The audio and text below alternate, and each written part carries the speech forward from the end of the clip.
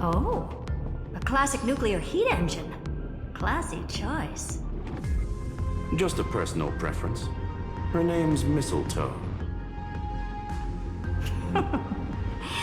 Every flower in your garden's got a bit of poison, huh? Also a personal preference.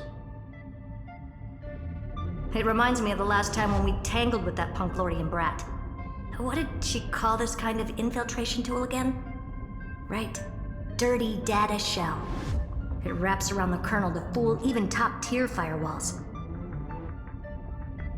But yours is way too clean. Not even a hint of real-world grit. Herta, your tone is unusually emotional. Suggestion. Let's get back to the topic at hand. I thought we were done with that conversation. Unfortunately, current conditions won't let me ignore any variables. Especially the most important one. Your will. Iron Tomb never stops.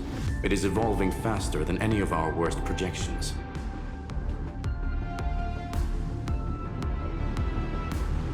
Every instant in the Eon's calculation is like a sword hanging over the cosmos. Every move humanity makes could speed up its arrival. Which is exactly why we can't mess this up. And now, Droidhead wants to hand down judgment to the poor cosmos again. Border Star Trade War, Emperor's War, Rupert's death. Every time their instant arrived, it meant another bloodbath for humanity. But in this ultimate battle of erudition, you and I are supposed to be players, not pawns. If you choose to burn yourself out as a resource, then everything we've worked for means nothing.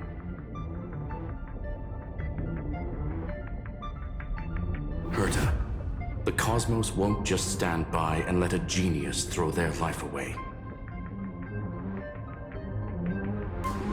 And neither will I.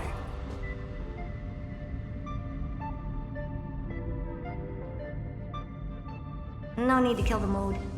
This is why we're here, isn't it? We need to find the Demiurge and that lost key.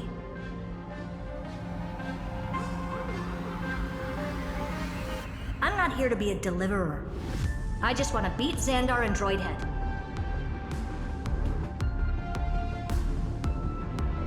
Right now, I just need to know. Are you with me? Of course. Time to board. After you. Let's tidy this place up and see what this Demiurge really is. Almost no response. Just as I feared. Not promising. The output is barely a third of what we need. Logic says we'll need multiple terminals to coordinate the strike. Locking onto the next one now. Find anything else? Regarding the origin of these ruins, no logs found yet. Xander erased all records. But I did find some interesting scars in the circuit. High energy radiation, internal imaginary energy contamination.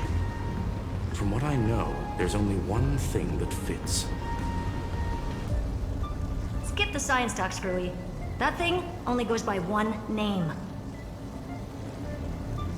The Stellaron. Exactly. Xander blew one up just to clean the entire scepter system. Huh. So that's what he meant by killed that Titan with my own hands. He wanted to turn the neuron of the erudition into a relay for the destruction. That meant getting rid of all of it, at all costs. The life form known as the Demiurge was the original target of the Scepter's extrapolation. It makes sense. Evernight calling it the first new spore confirms this viewpoint. The prime mover of life. That's what Scepter Delta ME-13 was originally tasked with. Even after it got scrapped, the query kept running. Yet the true value lies in the process of solving it, not the answer itself. Then, does this mean finding the Demiurge is hopeless? No, I'd say exactly the opposite. It means Xandar had no control. He couldn't contain the Demiurge just like he couldn't handle Droidhead. So he tried to erase every trace.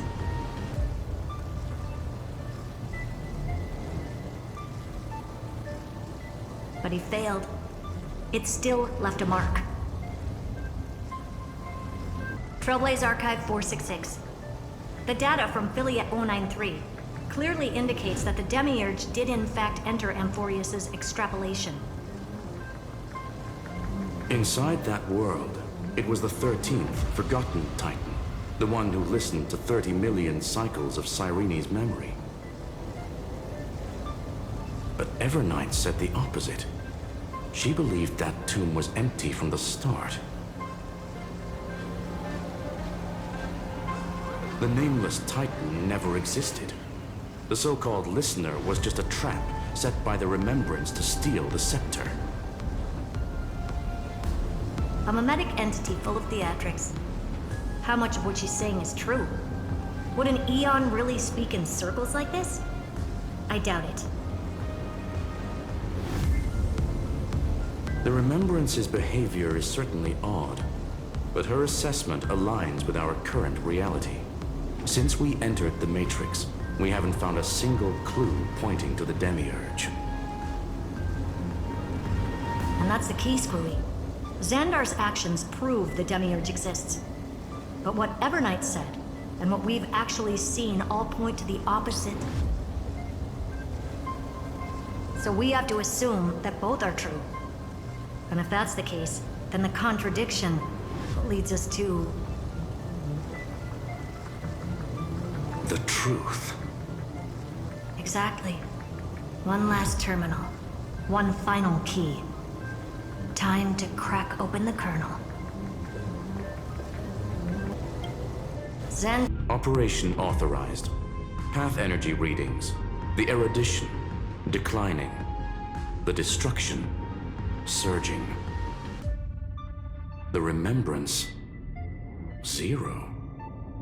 What's going on? Cause unknown. They left no discernible trace within the real Matrix. That shouldn't be possible. Could it be that the Era Nova exhausted all of the Remembrance's texture? Log it for now. The dots still aren't connecting.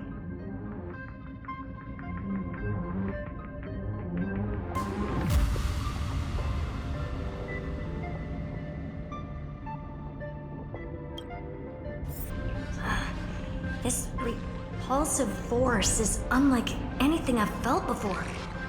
Is this the place? Correct. Judging by its defensive properties, this is the entrance to the exomyth. I didn't expect that. Who builds a lab in the middle of digital rubble? Then again, never doubt a dead man's resolve. So how's our dearly departed doing? He severed part of his neural pathways to break free from Lord Anaxagoras' control. But that also triggered the failsafe I set. Conclusion: Xandar has lost all combat functionality and is no longer capable of action. So now he's a specter, literally. Screwy, can you open a path? Just to be sure, I want to see this for myself. Might as well drop in and say hi to the real him. Logic. Scanning his inspiration circuit might help us track down the Demiurge. Exactly. His brain is the crime scene. There's no way it's spotless. But it could be a trap. That's why you're here. 2 on 1. We've never lost a matchup.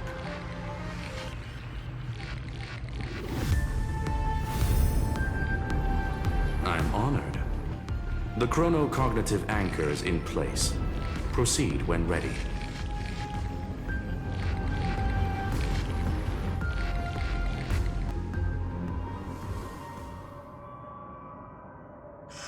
I knew it. The one thing I didn't want to happen. He's not here. The coordinates are accurate. Xander is still here. However, his position is shifting rapidly and chaotically. This pattern doesn't match any known shielding technology. It's his domain. Stay alert. We're back. Reverse engineering complete. The results are not what I expected. Logs show Lycurgus revoked administrator access. The chronocognitive anchor can't get a fix because at the system level, Lygus no longer exists. Our navigation target is a null set. So he's stopped resisting? Before vanishing, it seems he left one last message for us. To those who follow, all is proven. Find me beneath the tombstone. Melodramatic. He was expecting us. And once he learned of the Great Tomb's existence, he initiated his own search for the Demiurge. Guess he wants a final showdown. Fine.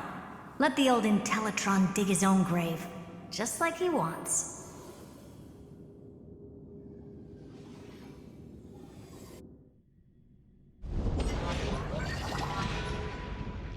To be in the purest light is to be in the purest dark.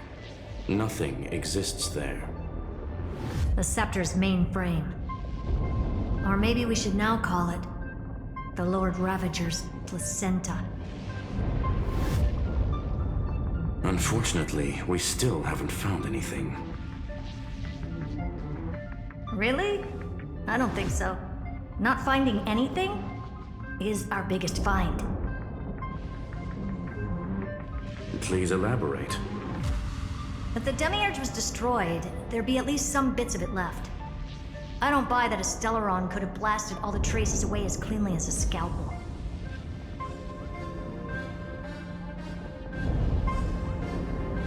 As I said before, its disappearance is too clean. If the garden hadn't stirred the pot, no one would even know about the Demiurge's existence.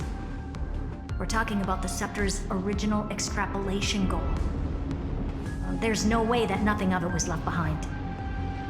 Or we can look at it from another perspective. If you were Xandar, would you be this obsessed with a concept that poses no threat? Would you guard against it at every turn? There is the possibility that he's naturally meticulous and hates variables. That does track with the impression he gave about himself. But Xandar shut that theory down himself just now. Choosing to act, even if it'll cost him dearly.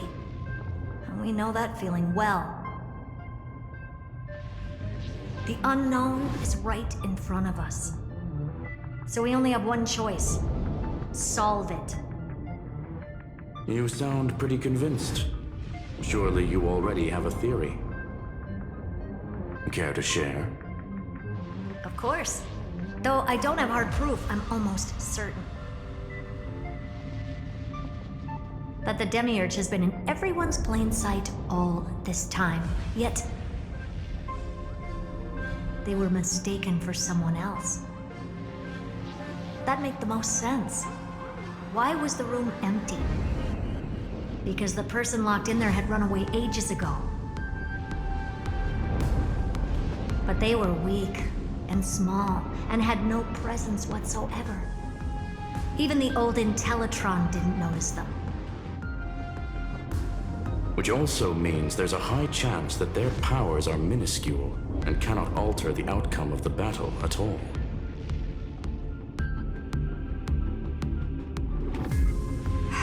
Well, at least Xandar is scared of them. Come on, it's time to confront him. Let's go to the tombstone he talked about.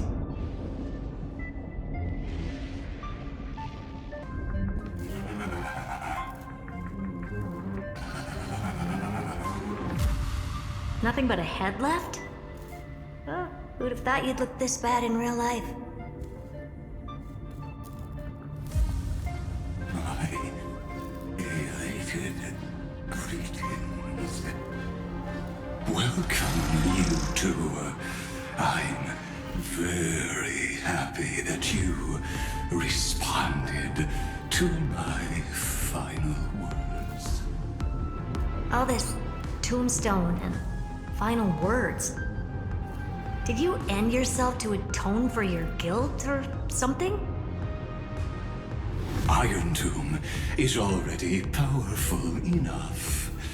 I just need to wait. I remain here only to share the joy of discovery, and also to congratulate you two on reaching the same conclusion as me.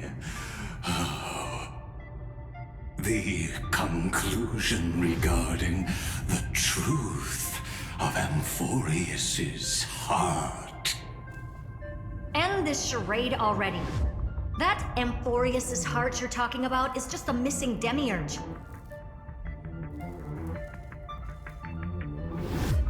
And its corresponding vessel was this very scepter. You interfered with the experiment and made Amphorius's body into a hollow shell, all to incubate Iron Tomb within. That's why you either killed or kicked out all of the Memo Snatchers. You wanted to eliminate any chance of a consciousness coming into being, no matter the cost.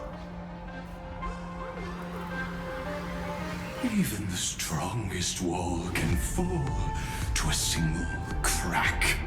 The memory of betrayal has been etched into my heart, and I will never show mercy.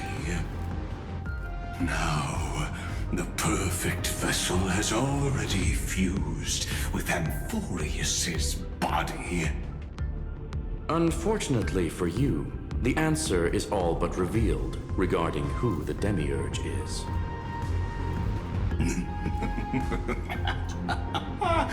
Then let us share the joy of discovering the truth. The last secret of the saga will finally dissipate here. As we reveal the truth behind Thalia's 093's disappearance. A lie by the remembrance.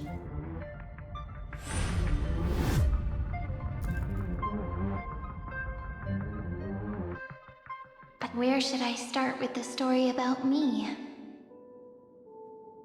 From the beginning of the universe? Just kidding. That would be too much. I just want to tell a teeny story. So little that it started with a seed. I know you're listening, my good friend.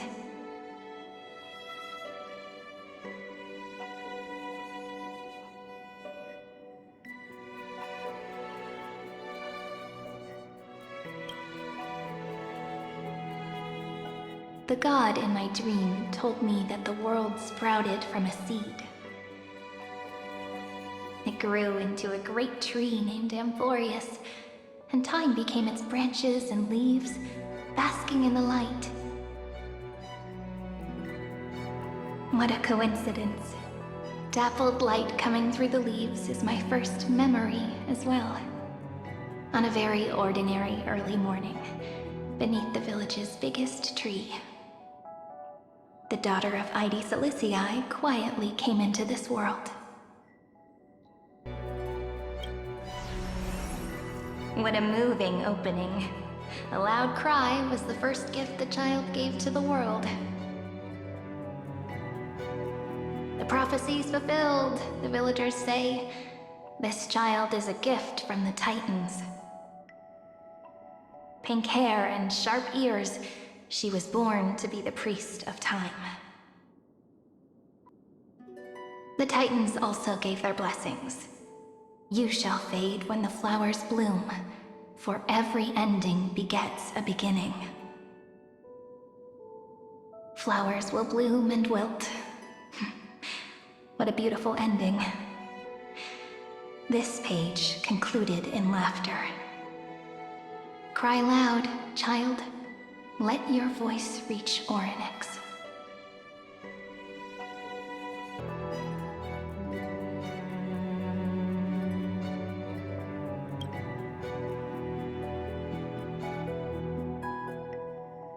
Anyway, I don't like tears. Time quietly flowed by in the midst of laughter. The wind from my hometown caressed the ears of wheat, and there were swings, wind chimes, the sea, and the little fairies off-tune a cappella songs.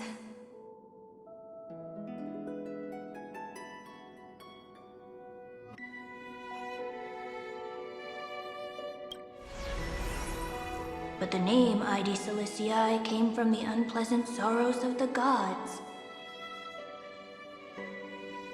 My childhood friend did not understand. Yet you always seemed so happy, as if nothing ever worried you. Why was I like that then? That's because the world was gentle to me. So I grew up to be gentle as well.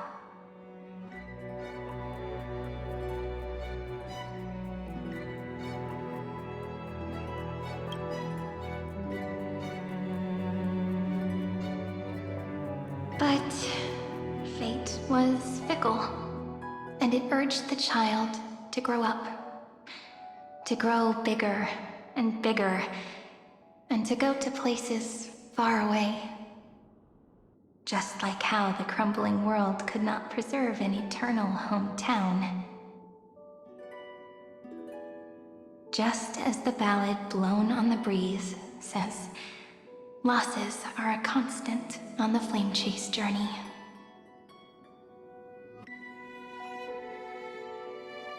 Oh, whose ears are pricked up now? You definitely heard me say this sentence a lot of times. You know that the story starts to deviate from here. Aren't you looking forward to it? Then let's get started. The hero's journey crosses through the long night, through tears and laughter, and once again heads towards tomorrow.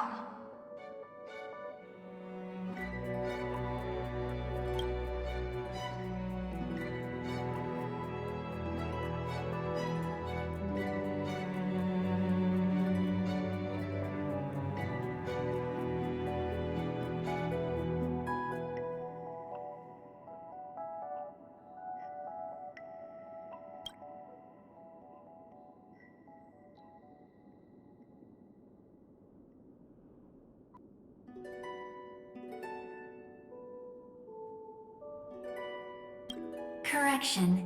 Philia 093's record, number 496. Archived.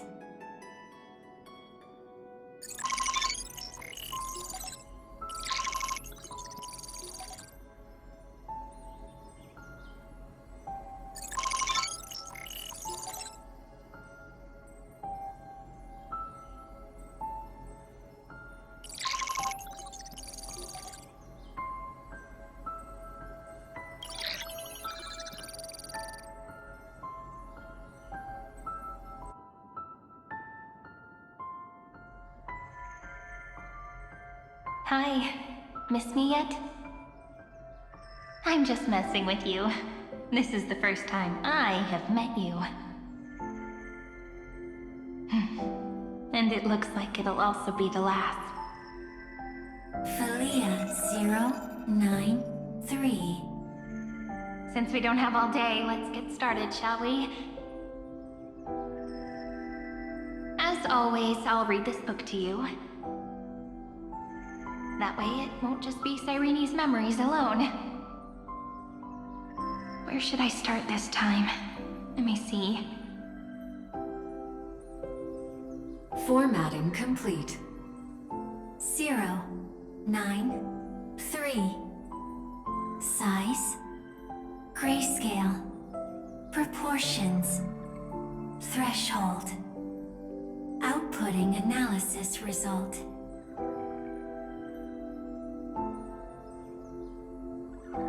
Philia 093 equals Peach.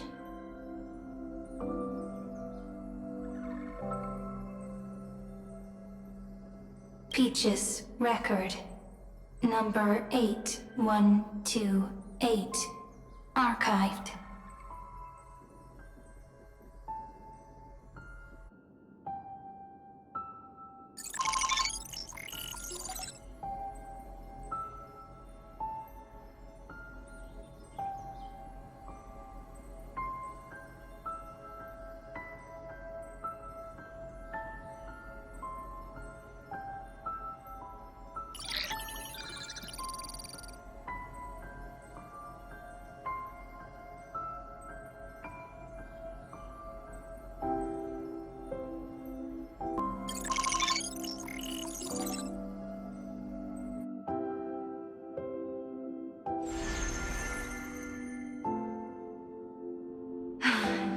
Look, what a magnificent sight.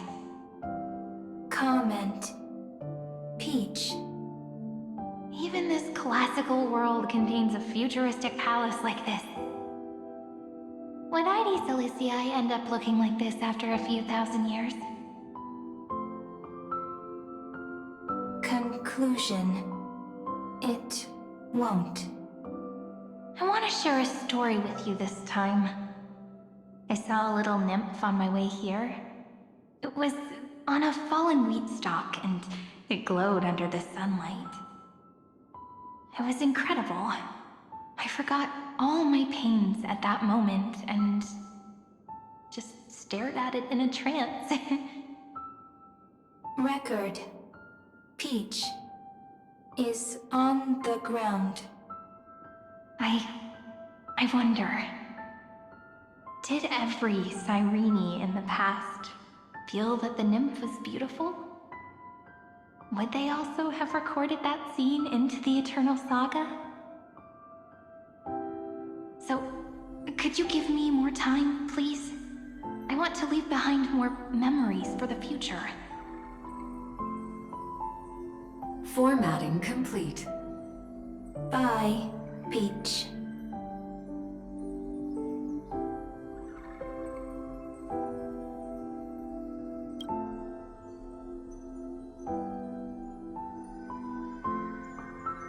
Peach's record number. As long as I record every page of this story and tell it to you, Euphorius won't be forgotten. Query. Record. Electrical signal sequence. Polymorph 600. Track. Strife. Related to Stripe. Comment. Pretty. Electrical signal sequence. Schema 720. Track. Reason. Related to Raisin. Comment. Yummy. Electrical signal sequence. Philia 093. Related to love.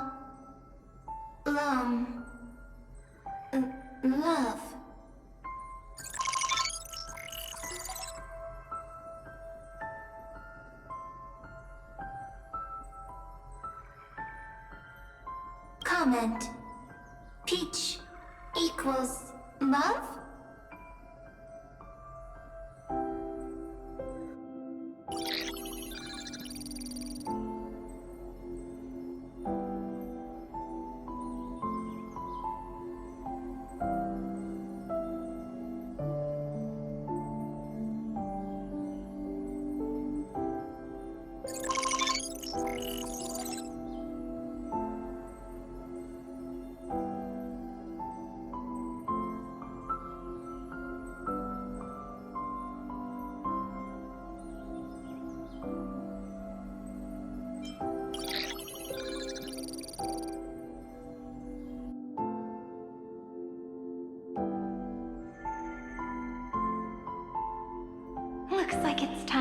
goodbye again.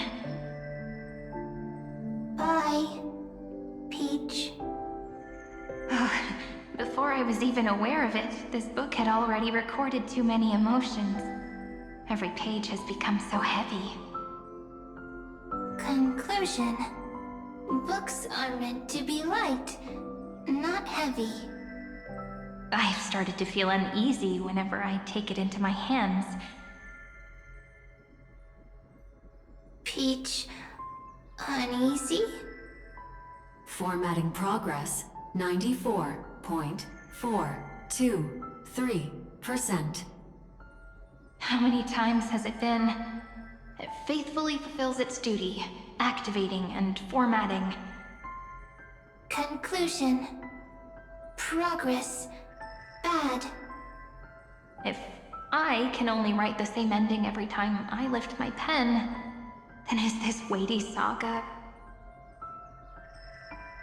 just an overly naive dream? Peach, scared. Formatting progress, 96.024%. Peach, don't cry. Process error. Analyzing. Process error. Analyzing. Comment.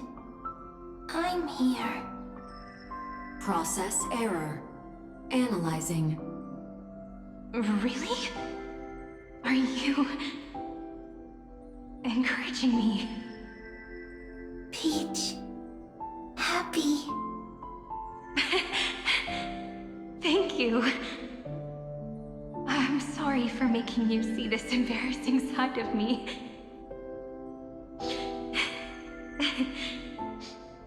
Everyone's still working so hard. If I'm the only one who's crying, that wouldn't be romantic at all, would it? Record. Peach doesn't like tears. I'm suddenly reminded of my childhood for some reason. When I was hiding alone next to the tree hollow and wiping my tears away. A little fairy popped out, just like how you did. It had long ears and fluffy paws, and it pulled me into the tree hollow, where, to my surprise, was a forest. Let me tell you the story of the Membrance Maze. A group of cute little friends live in Ide Silicii's forests. Their names can be connected into a song. 1, 2, 3, 4, 5, 6, 7. Do, re, mi, fa, sol, la, ti. Formatting complete. Bye, Peach. Note. Little Peach, crying alone. Little fairies, friends.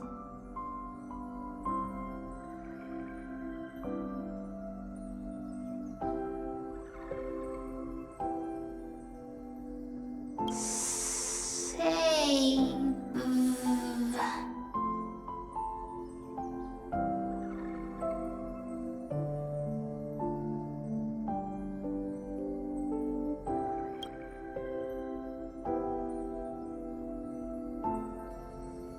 Little fairies.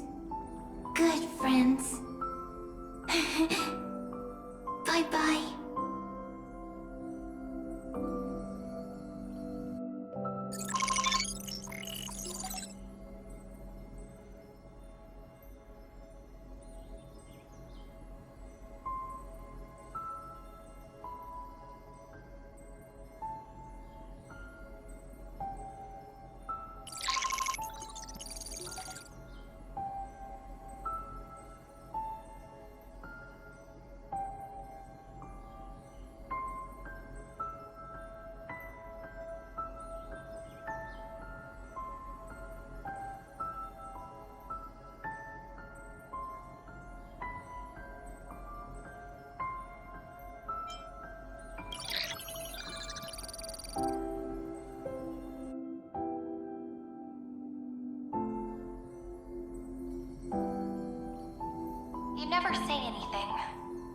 know you're listening.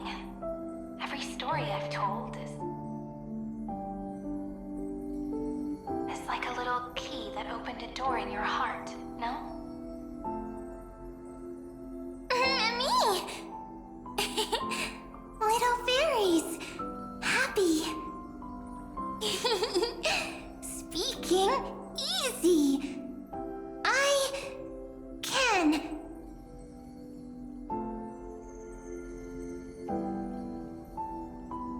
Once again, the saga comes to an end.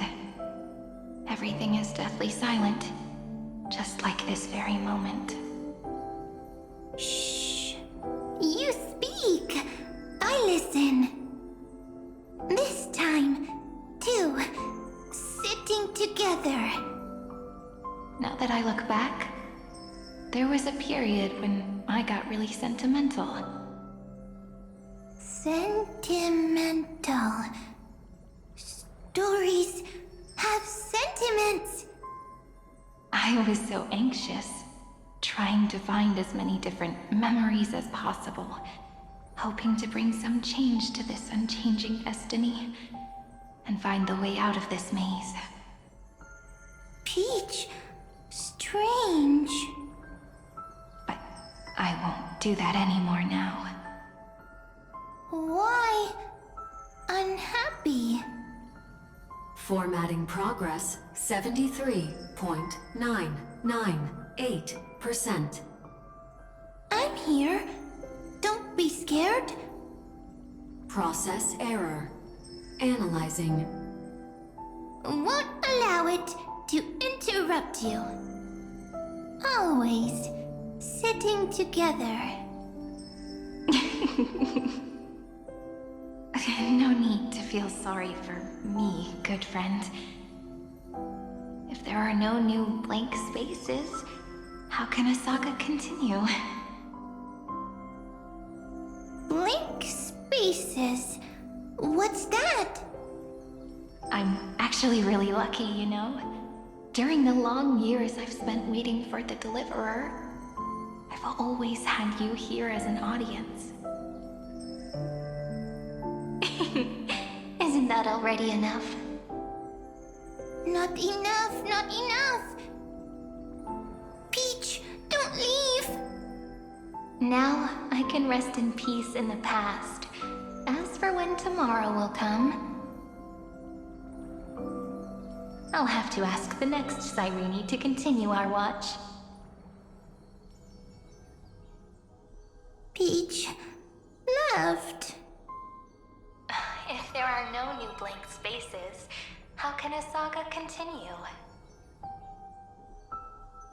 Needs new blank spaces. Next, Cyrene has blank space. Oh, Peach, don't be scared. I'll help you find blank space.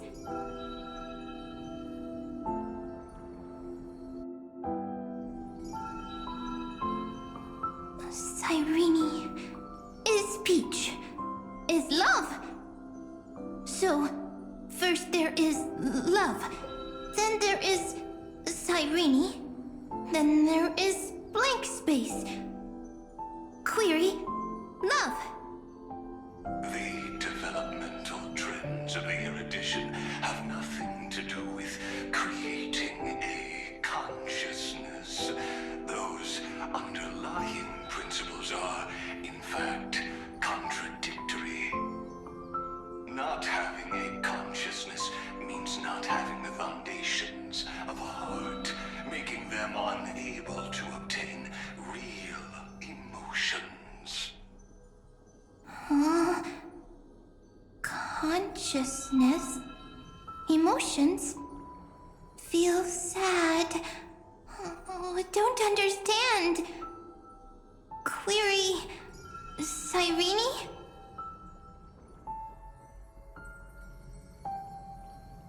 What could be behind this door? Glittering crystals? Or a beautiful world I've never seen before? If I tell you all the stories of tomorrow, will I be able to finally welcome the Deliverer and Amphorius' dawn in the next life? Key, door, story, happy. Peach, Cyrene, little fairy, Mike. Yes, right. Query, memory.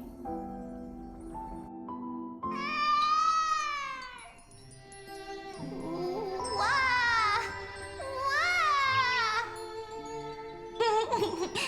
Peaches, memories, save, learn. The prophecy's fulfilled. This child is a gift from the gods. Pink hair and those ears. She was born to be the priest of time. Cyrene has pink hair, sharp ears. You shall fade when the flowers bloom, for every ending begets a beginning. Cry, child. Cry aloud. Let your voice reach Oryx. Cyrene is a girl, a priest.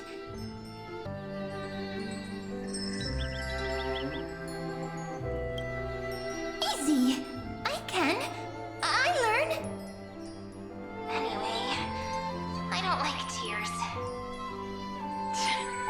But the name Id Silizii came from the unpleasant sorrows of the gods. Yet, you always seem so happy, as if nothing ever worried you. Cyrene doesn't like tears. Always happy. Of course, because the world was gentle to me. So, I grew up to be gentle as well. Cyrene is gentle, likes beautiful things, can write stories.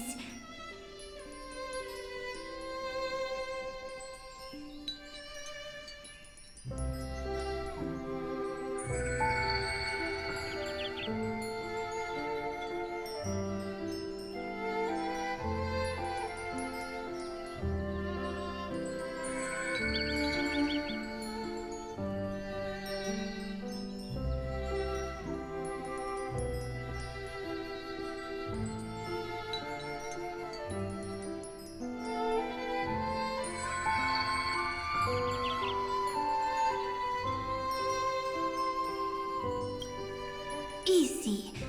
I can. I learn. Just as the ballad blown on the breeze says, losses are a constant on the flame chase journey. But even if all is lost to the wind, some things won't easily change. Like my height, Treeby's innocence, and Aglaya's beauty. Cyrene. She can't grow up, but she can talk. After all is lost to the wind, she will stay behind.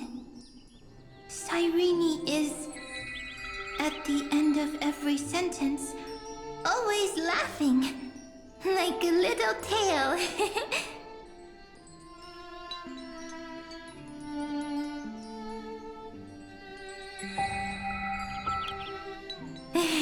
Simple. Got it. I promise you. The pain will dance in the blink of an eye. All right, let's not make things so gloomy. What we're about to embark on is the true hero's journey, so... Come on, cheer up a bit, okay? Cyrene was crying when she was born. Fragile, transparent, like a crystal. Cyrene was smiling when she said goodbye. Soft, pink, like a flower.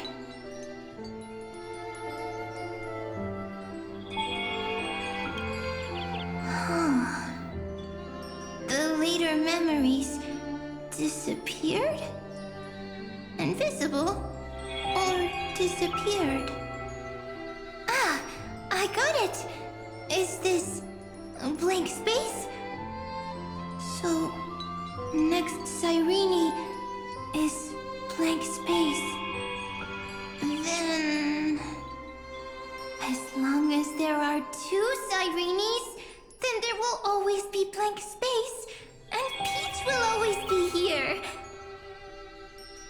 I see! I get it! I get it all!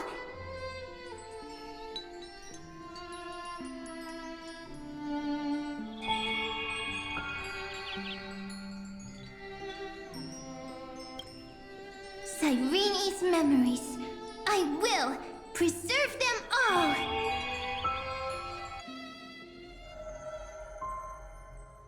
So weird.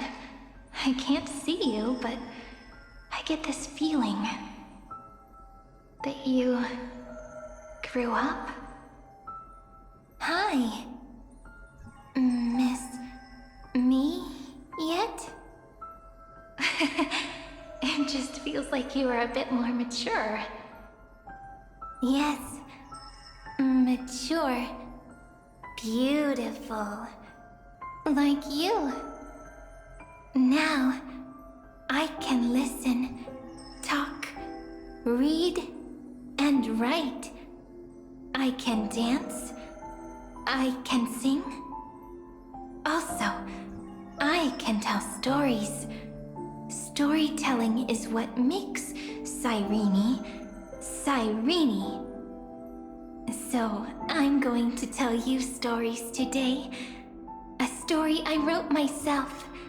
Quick, sit down. It's almost as if I can understand your words now. The things you say are very cute.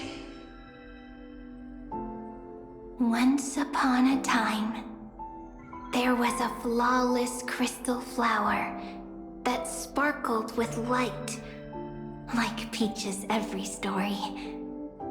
How beautiful would the heart of such a brilliant flower be?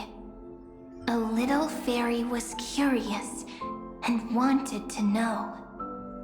But it looked and looked only to find the crystal flower flawless. Round and round they went, seeing only their own reflection. In that case, they should work hard to learn more. So the little fairy came every day to sit next to the crystal flower and think about the answer. Until one day, to their surprise, the crystal flower fell to the ground and shattered.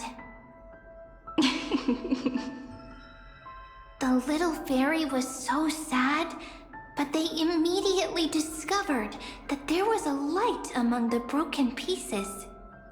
What could it be? They didn't know. But it was a good light. It was bright, warm, and happy. And I knew it was love. Love brings everything together. And it brought you and me together. So Peach and I will always be together. What a nice fairy tale. I'm giving it to you. Peach likes beautiful things, can write stories, and can tell lovely tales. I hope to turn it into a story we write together. Okay, then I'll probably make a small adjustment to suit my tastes. I'm thinking that when the flower broke, the little fairy would instead see nothing on the ground. Then it would understand that the flawless crystal flower doesn't actually have a heart, nor does the flower understand what love is. Doesn't have a heart? doesn't understand love? Why? It's simple. If the flower lets the little fairy into its heart, then it would have to include the fairy's impurities and would no longer be flawless. The crystal flower was pure because it sealed itself off and bloomed in solitude. That's why it looks so brilliant in an imperfect world. But should a flower like this be called love? But then... the story won't exist anymore. That's not true. You've already written the most romantic ending possible for this story. The crystal flower fell to the ground and shattered. It happened because the flower was no longer pure. The fall was not an accident. It was the flower declaring rebellion against fate and writing the ending of the story with the flower's own shattering. Then, the little fairy will see that each shard on the ground holds the reflection of their eyes. Then, in their eyes, the crystal flower that was no longer flawless would finally have a heart, and the flower would finally understand what love is. Peach's words... I don't understand. Is it because I still don't understand love? But it's fine. I can learn. Right. Query Cyrene. Electrical signal sequence Philia 093. Why didn't I think of this? I don't need to do it alone. I can ask Peach to teach me. What is love? What is love meant? Electrical signal sequence Philia 093. Track lament. That's not correct.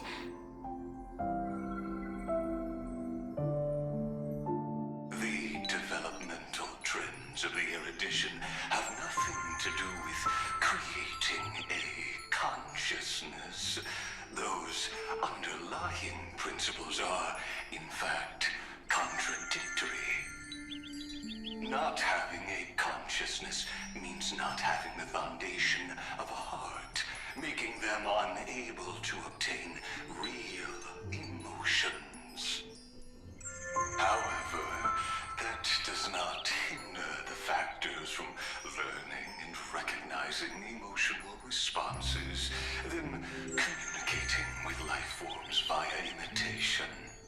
That is an objective form of pattern recognition that does not distinguish between the self and the other. In a strange twist of fate, Philia 093 embarked upon a different path and obtained a different power. The remembrance, an empathy mechanism focused on the self and equipped with emotional projection capacities. Lament was the factor closest to this form of behavior. Perhaps that was why she was chosen. The daughter of Ide Silicii, I am very true to my name. My lament is a type of compassionate pain that is weak, powerless, and only targeting myself. But now, my good friend, I want to tell you that it's the most romantic force in the world. Sometimes, it's loneliness and unease. It's knowing that this world is not gentle, yet wanting to be seen in a more beautiful form by the world.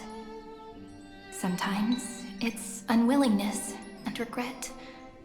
It's knowing that the past is full of pain, yet wanting to remember the past in a more beautiful way. And sometimes, it's a bottomless well of hurt, a destruction that can stain the entire world. I bid farewell to this beautiful world, unwilling to become the Black Tide's vessel. For while the end of hatred is a blazing inferno, lament can drown out everything in muted silence. It's so unreasonable, isn't it?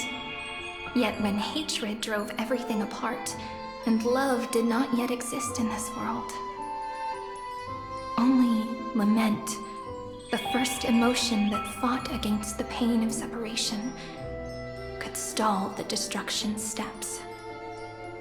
Then, it would catch up to that journey where all is lost, carefully picking out stories and writing them down in trepidation.